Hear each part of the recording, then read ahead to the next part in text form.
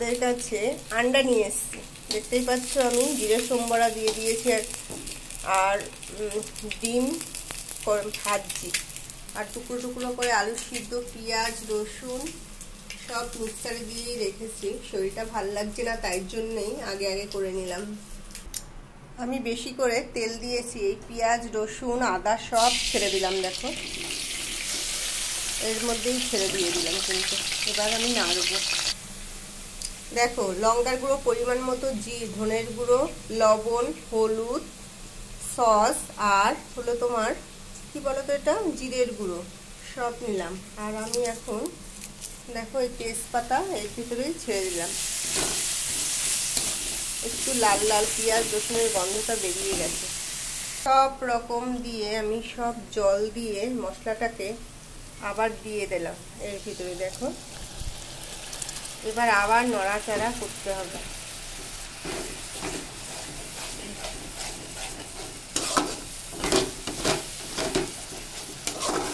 এটা একটু লাল লাল হবে।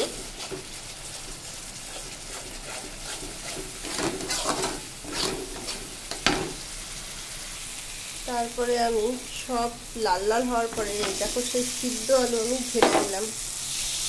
দেখতেই পাচ্ছ আমি আবার কষাবো। কি সুন্দর কালার এসে গেছে, দেখতেই পাচ্ছ। এরকম করে আলুর দমও খেলে হেভি টেস্ট লাগবে।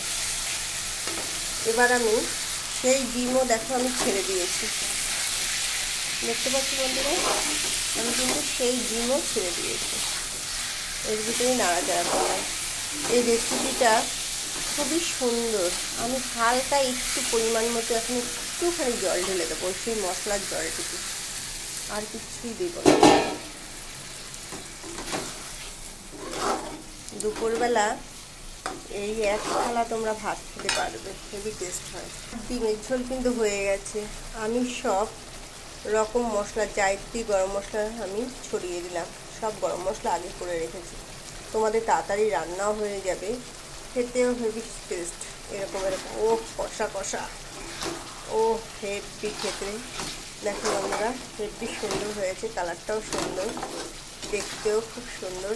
এক বাটি তুমি যদি রাখো এখন কেমন হবে পাশে।